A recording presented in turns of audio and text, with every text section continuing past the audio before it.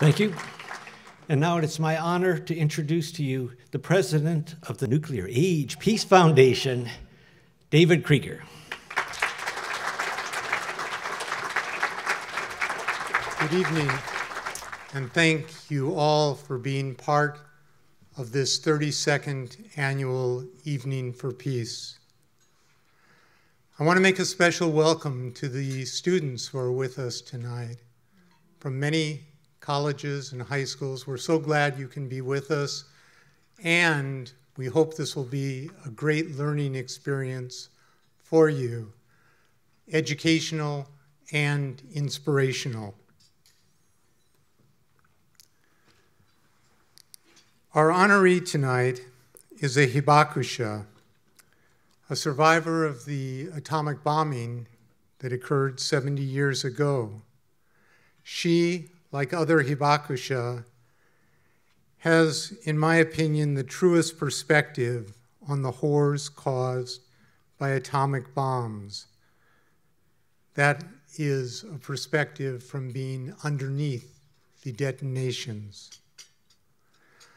Before I introduce her to you, I'd like to make a few comments about nuclear weapons and the work of the Nuclear Age Peace Foundation for the abolition of nuclear weapons.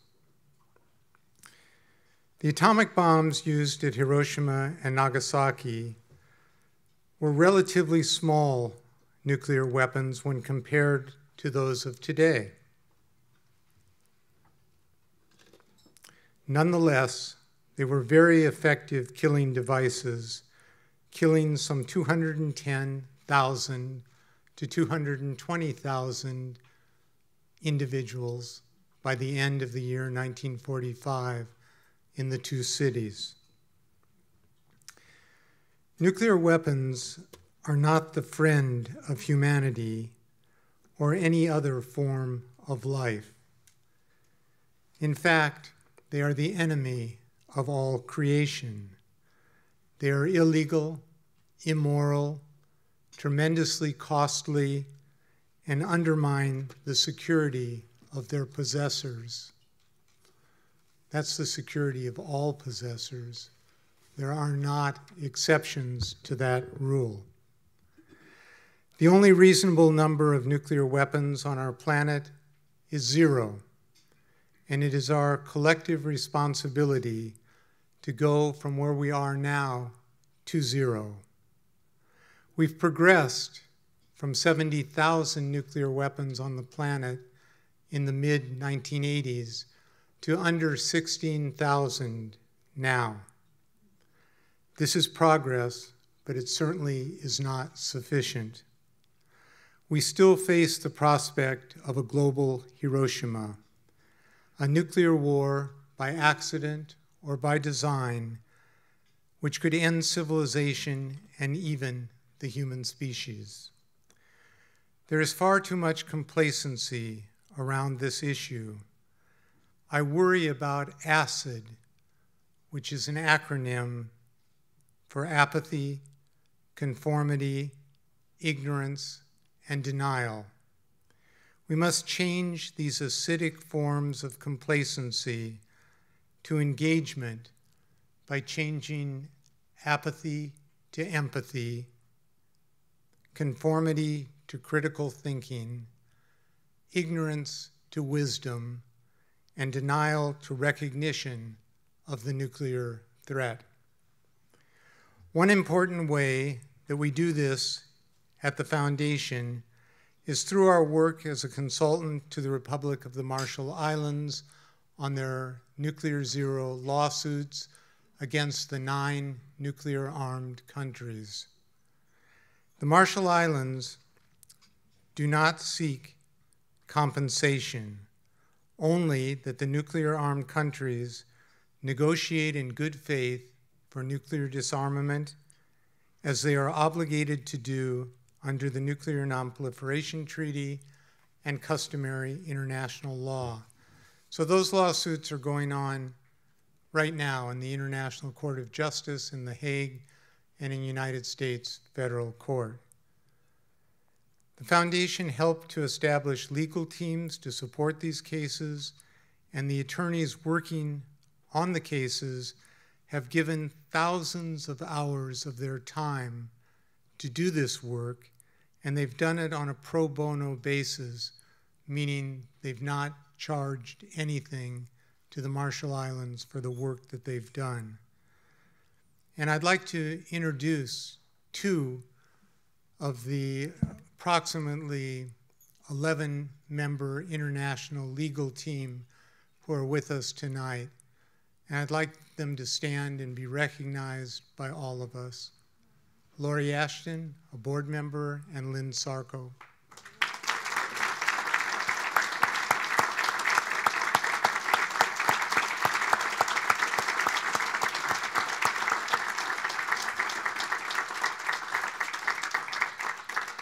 Thank you for being part of a great legal team and for your leadership in doing so.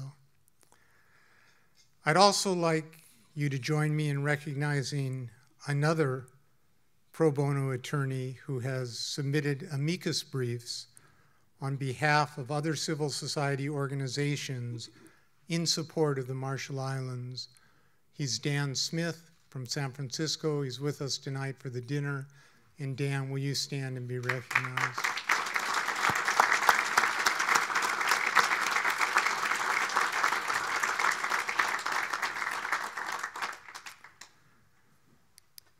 When you support the Nuclear Age Peace Foundation, you are supporting the courage of the Marshall Islanders and their legal efforts to achieve a victory for all humanity.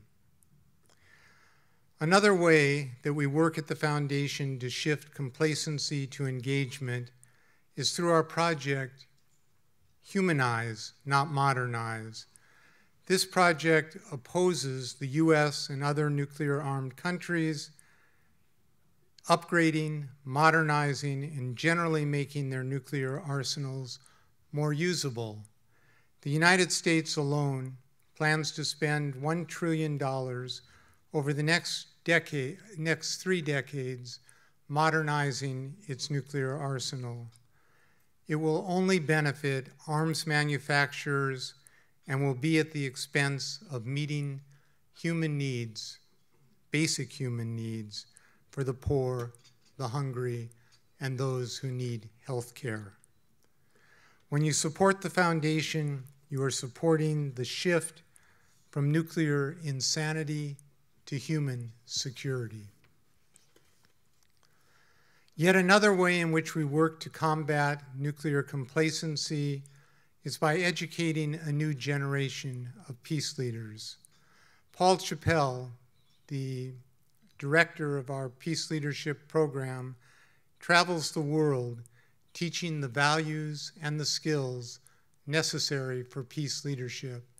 Tonight he can't be with us because he's in Maine giving classes and workshops in peace leadership. We also have a great internship program at the foundation led by Rick Wayman, our director of programs. Rick, where are you? Stand up.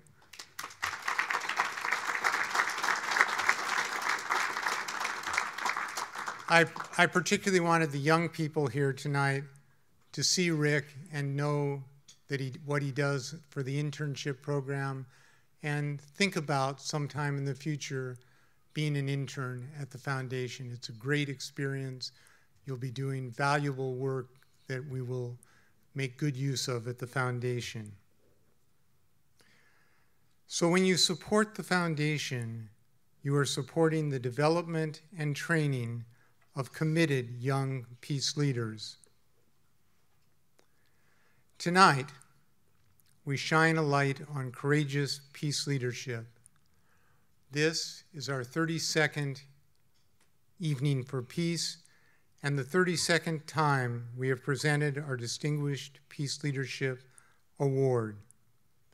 It has gone to some of the great peace leaders of our time, including the Dalai Lama, the 14th Dalai Lama, Archbishop Desmond Tutu, Captain Jacques Cousteau, Carl Sagan, Yehudi Menuhin, Jody Williams, Helen Caldicott, and Medea Benjamin.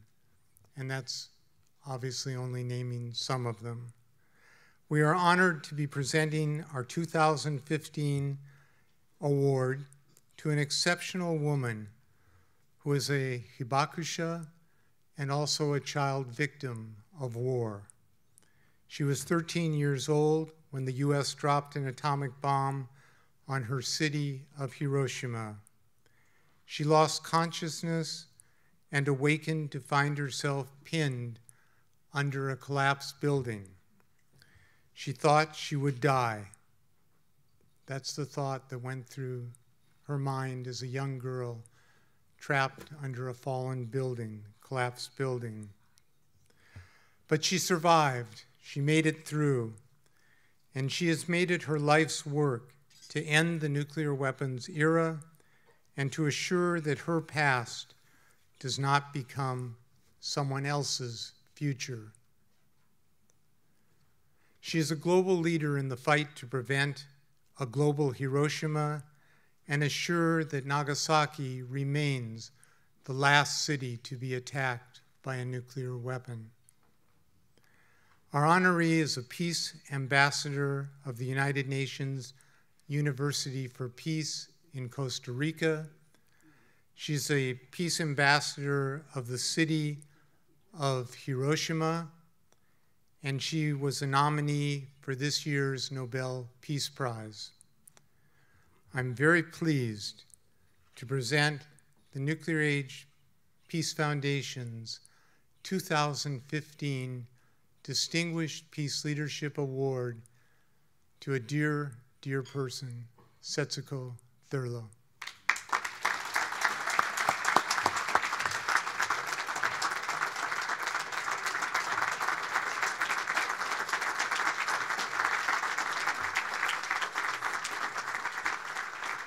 I am delighted to be here tonight and to meet all of you working hard for a peaceful and just world without nuclear weapons.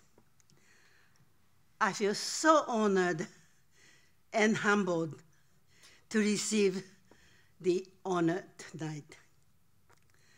I'm truly grateful. Thank you very much from the bottom of my heart.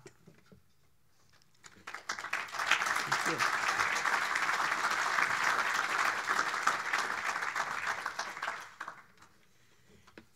you. In August, I was in Hiroshima to commemorate the 70th anniversary of the bombing. It was like a miracle to be reunited with a friend who was with me at the same place on that very day. That incident is now the latest addition to my memories. Tonight, I would like to share with you my personal testimony of surviving the atomic bombing as a victim, and then living in North America as an activist. For 70th anniversary, it is appropriate to reflect upon and ponder the meaning of the living in the nuclear age. For most of my adult life, I have devoted my energy for disarmament education.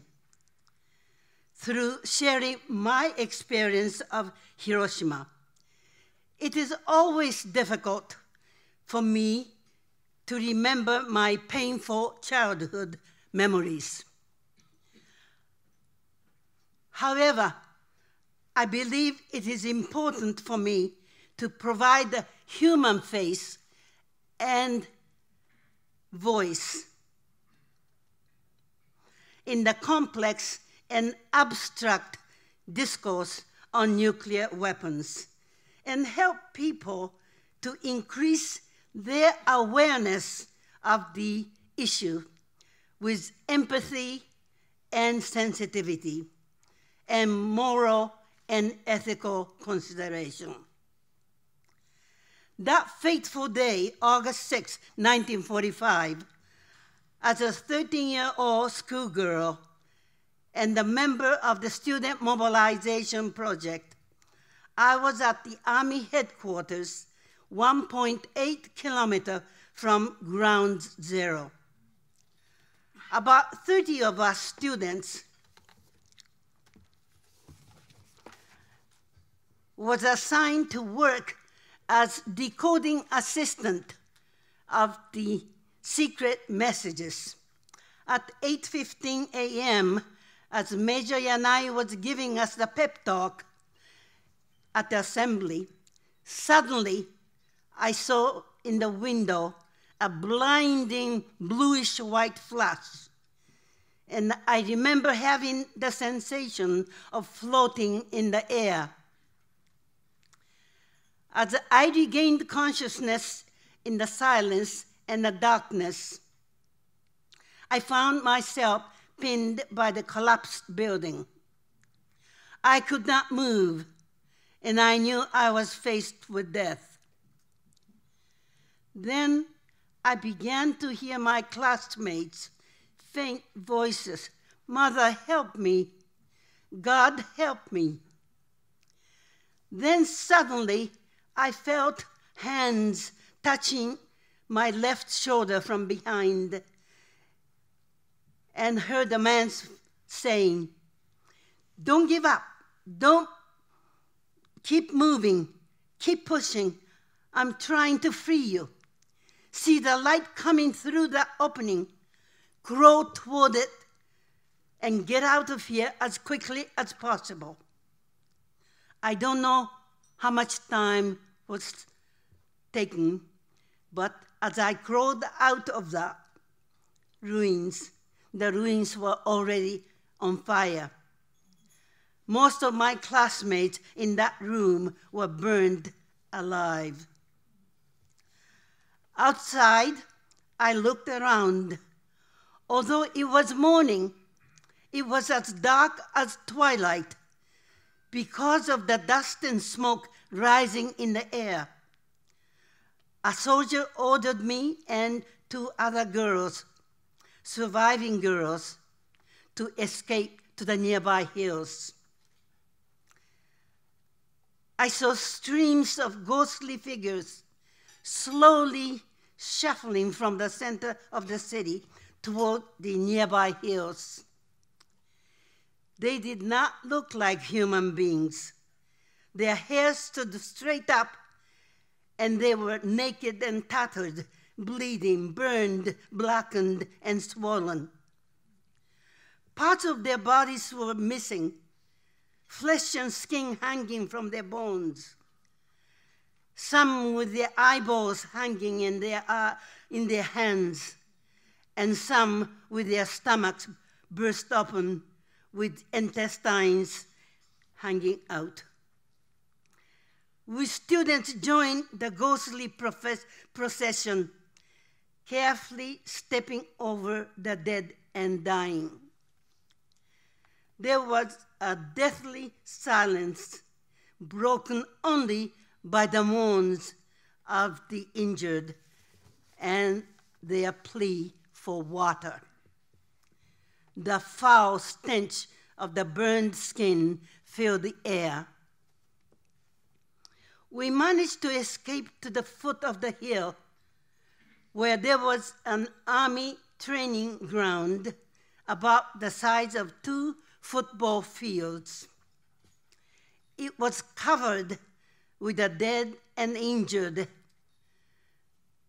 who were desperately begging, often in faint voices, "Water, water, please give me water." But we had no containers to carry water. We went to a nearby stream to wash off the blood and dirt from our bodies. Then we tore off our blouses, soaked them with water, and hurried back to hold them to the mouths of the injured, who desperately sucked in the moisture. We did not see any doctors or nurses all day. When darkness fell, we sat on the hillside, and all night watched the entire city burn, numbed by the massive, grotesque scale of death and suffering we witnessed. My father left town early that morning. When he saw the mushroom cloud rising above the city, he hurried back to the city. My mother was rescued from under the collapsed home. My sister and her 4-year-old son were burned beyond recognition while going to the doctor's office. An aunt and 2 cousins were found as skeletons. My sister-in-law is still missing. We rejoiced in the survival of my uncle and aunt in the outskirts of the city. But several days later, they began to have purple spots all over their bodies, which was a sign of radiation poisoning. According to my parents, who cared for them until their death, their internal organs seemed to be rotting and coming out as a thick black liquid. Radiation, the unique characteristic of the atomic bombing, affected people in mysterious and random ways, with some dying instantly and others weeks, months, and years later by the delayed effects, and radiation is still killing survivors today, 70 years later. While my own group was at the Army headquarters, the majority of my school friends, along with several thousand grade 7 and 8 students from all the city's high schools, were engaged in the task of clearing the fire lanes in the center of Hiroshima. Most of them were killed instantly by the heat of 4,000 degrees Celsius. Many were simply carbonized or vaporized. My sister-in-law was there supervising students and never came back to her young children. Thus, my beloved city of Hiroshima suddenly became desolation, with heaps of ash and rubble, skeletons and blackened corpses. Out of a population of 360,000, most of them non-combatant women, children, and elderly, became victims of the indiscriminate massacre of the atomic bombing. By the end of 1945, some 140,000 had perished. As of now, 260,000 have perished in Hiroshima alone from the effects of the blast, heat, and radiation. As I use the numbers of the dead, it pains me deeply. Reducing the dead to numbers trivializes their precious lives and negates their human dignity. In the aftermath of the bombing, not only did people have to endure the physical devastation of near starvation, homelessness, lack of medical care, rapidly spreading social discrimination against survivors as contaminated ones by nuclear poison. Total lack of support by the Japanese government for 12 years, the collapse of the authoritarian social system, and the sudden introduction to a democratic way of life. But also, they suffered from psychosocial oppression by the Allied Forces Occupation Authority following Japan's surrender. The occupation authorities, headed by General MacArthur, established the Atomic Bomb Casualty Commission in Hiroshima and Nagasaki, whose sole purpose was to study the effects of radiation of the bombs on human bodies and not to provide treatment to the injured. Needless to say, the survivors felt treated as guinea pigs, first as the targets of the atomic bombing, then as the subjects of medical research. The occupation authorities also censored media coverage of survivors' suffering and confiscated their diaries, correspondence, poems, films, photographs, medical records, etc. 32,000 items in all, which was shipped to the United States. The triumphant scientific and technological achievement in making the atomic bomb could freely be published, but the human suffering inflicted by the atomic bomb was not to be heard by the world.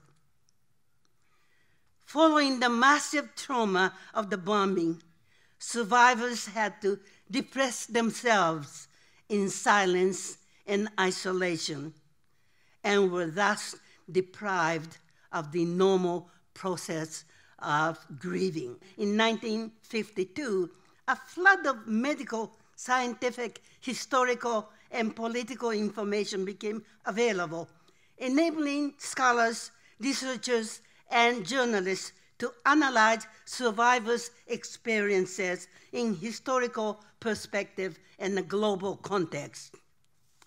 They became aware that the main motive for the atomic bombing was political rather than military.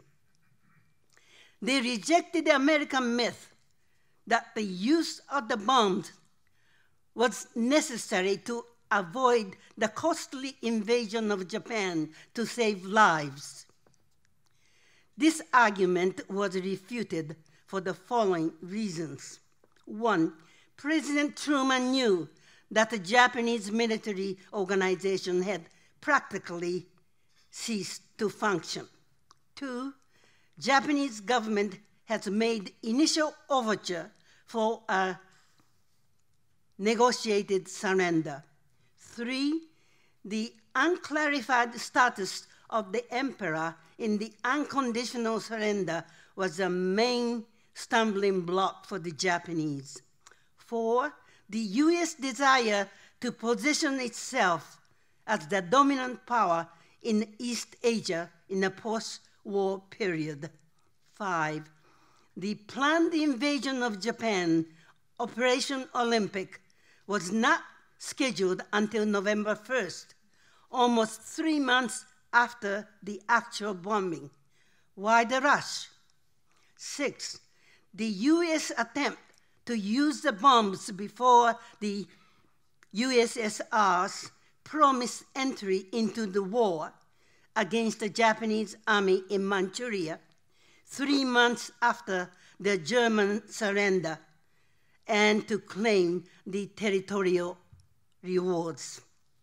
Also, their interest in testing 2 different nuclear weapons, uranium and plutonium, on Hiroshima and Nagasaki, respectively. Hiroshima had been purposely left intact so that the impact of the detonation could be measured more accurately. With the understanding of the historical perspective, the survivors saw themselves as pawns in the opening of moves of the Cold War, rather than as a sacrifice on the altar of peace. On the cenotaph in the Peace Park in Hiroshima is the inscription which reads, "Rest in peace, the era will not be repeated." What era? Whose era? Were purposely left ambiguous. Although some wanted to point an accusing fingers at US, people came to see the issue as on a higher philosophical plane, as a universal need for nothing less than a cultural transformation away from our obsession with violence and war. Through months and years of struggle for survival, rebuilding lives out of the ashes, we hibakusha, survivors of Hiroshima and Nagasaki, became convinced that no human being should ever have to repeat our experience of the inhumanity, illegality, immorality, and cruelty of atomic bombing. And that our mission was to warn the world about the danger of this ultimate evil. We believe that humanity and nuclear weapons cannot coexist indefinitely.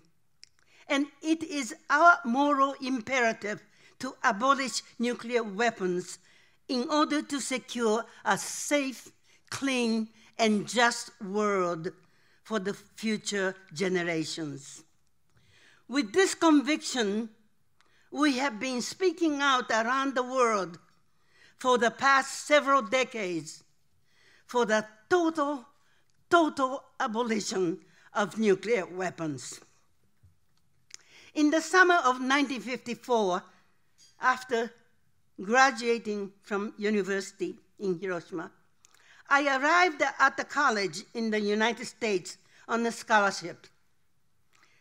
At the press interview, I responded frankly about the recent US testing of the largest hydrogen bomb at the Bikini Atoll in the Marshall Islands in the South Pacific, which caused the islanders severe public health problems and environmental damage.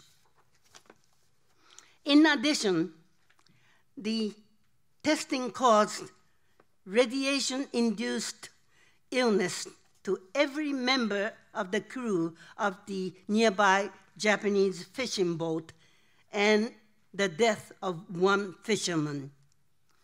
As a result of my remarks, I began to receive unsigned hate letters. This was my introduction to the United States. I was deeply troubled by the way many Americans uncritically and blindly followed the government's line justifying the atomic bombings. It was a chilling reminder for me of the wartime behavior of Japanese in unthinkingly swallowing government's propaganda and brainwashing. The hostile reaction I received forced me to do some soul-searching. It was a temptation to quit and remain silent. But I came out of this traumatic experience with a stronger commitment to keep speaking out against the indiscriminate massacre of civilians with new types of killing devices.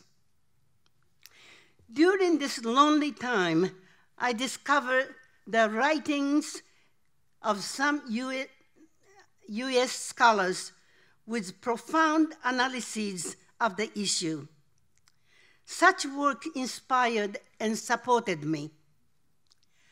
One of these thinkers was Richard Falk, professor of international law at Princeton University and who I understand work with your organization. Who said the bombing of Hiroshima and Nagasaki were viewed as contribution to the ending of popular and just war. Therefore, they have never been appraised in the necessary way as atrocities. They have never been understood as they certainly would have been understood had Hiroshima and Nagasaki been located in an allied country. Somehow, we've got to create that awareness so that Hiroshima is understood to have been on the same level of depravity, and in many ways, far more dangerous to us as a species and as a civilization than was even Auschwitz.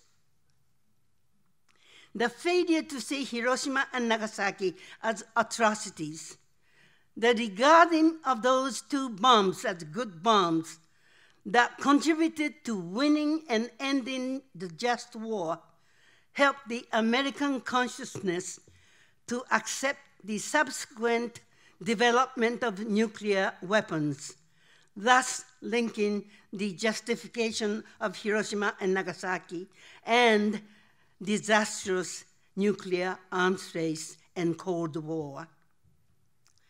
Living in North America as a Hiroshima survivor, advocating for abolition of nuclear weapons, have given me many challenges as well as rewarding opportunities.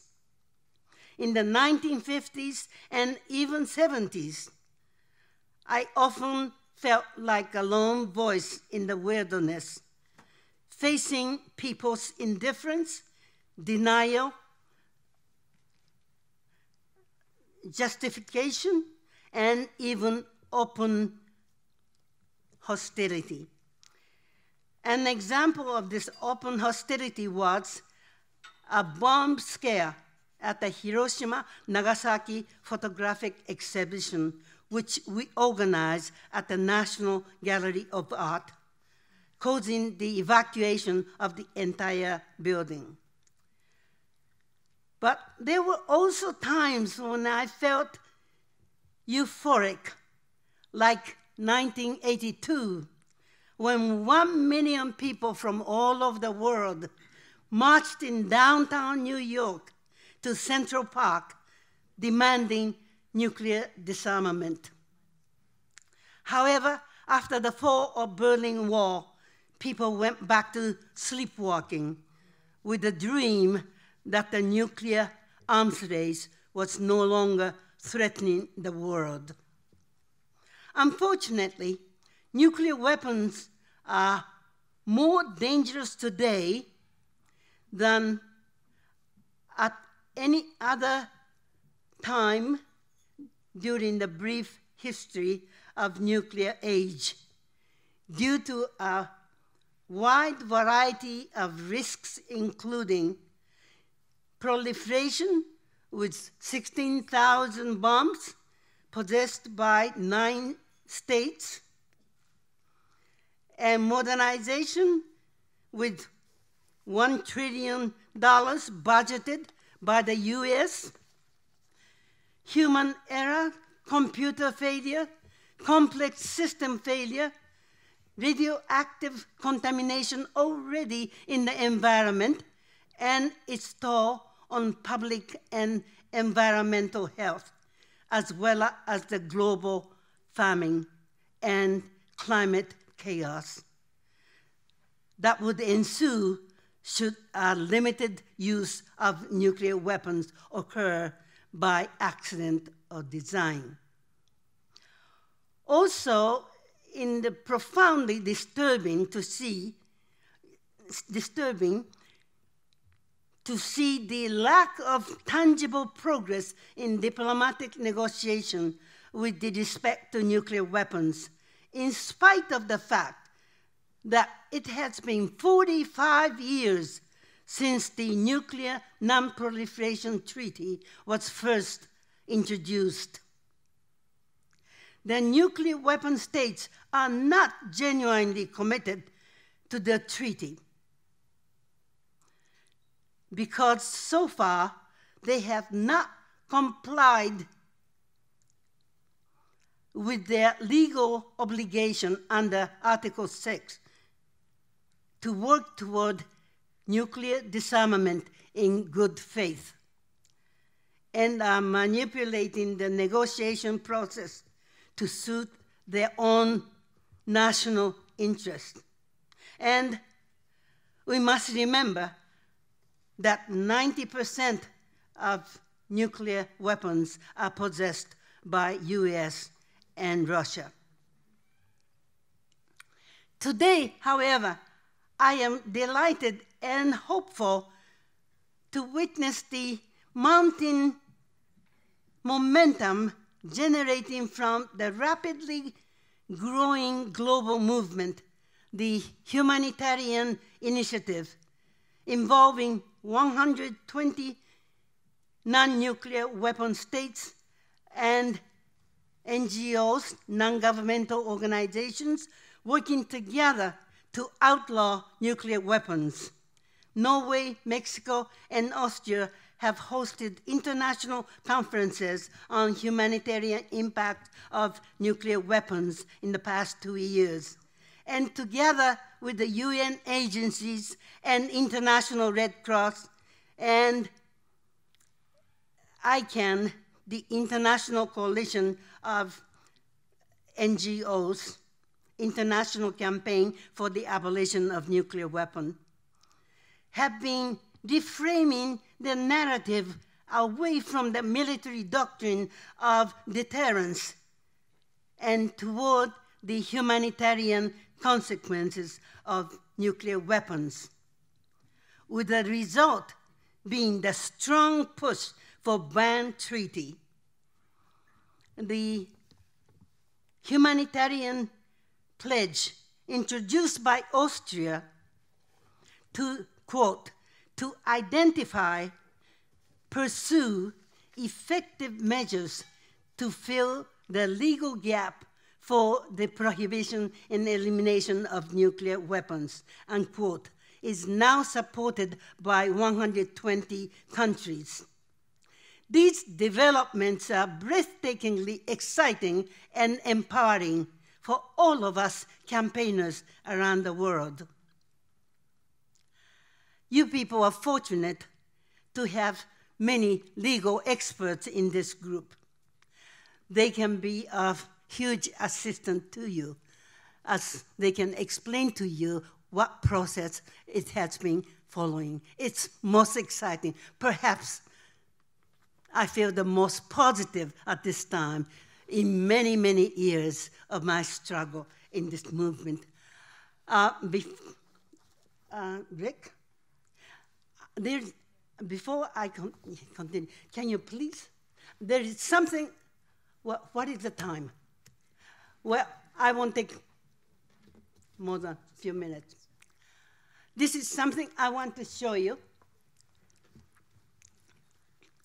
I asked the board of directors of my alumni association of the girls' school I attended to make the list of the names of the school friends who perished in the bombing.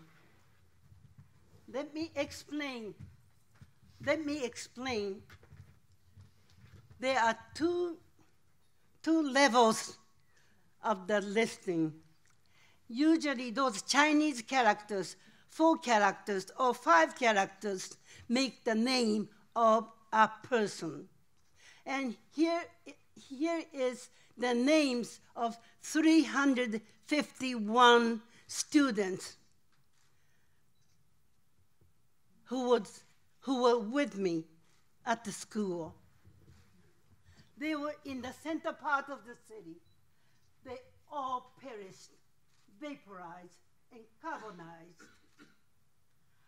I asked my alumni to produce this for me as I visit many schools and speak to students and say something like, oh, 140,000 perished by the end of 1945, and 260,000 total have been killed in the city of Hiroshima.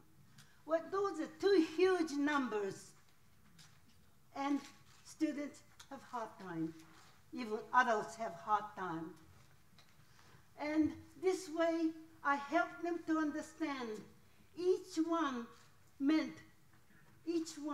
was a name for one individual, one human being, with a name, with a health, happy family, happy friends. Suddenly, they disappeared from the face of this planet. This actually happened. And this seemed to mean very much for the students. And I just wanted to show this to you too. Thank you very much.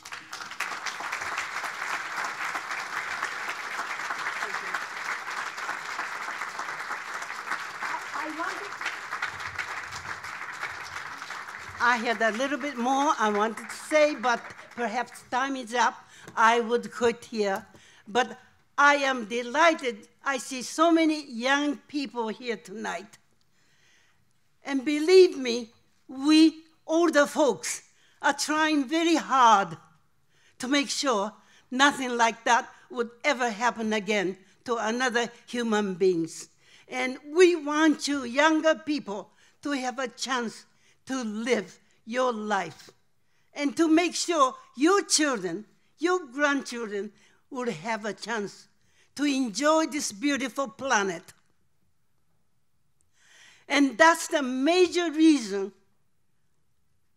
I try to remember painful memories of 70 years ago so that people hopefully understand what kind of world we are living in today and what responsibility each one of us have to make sure something like that would never happen again. I wanted to say more. I think that's enough. I think you heard my message. You have responsibility to make sure that will never happen again. We are counting on you, young people. Thank you.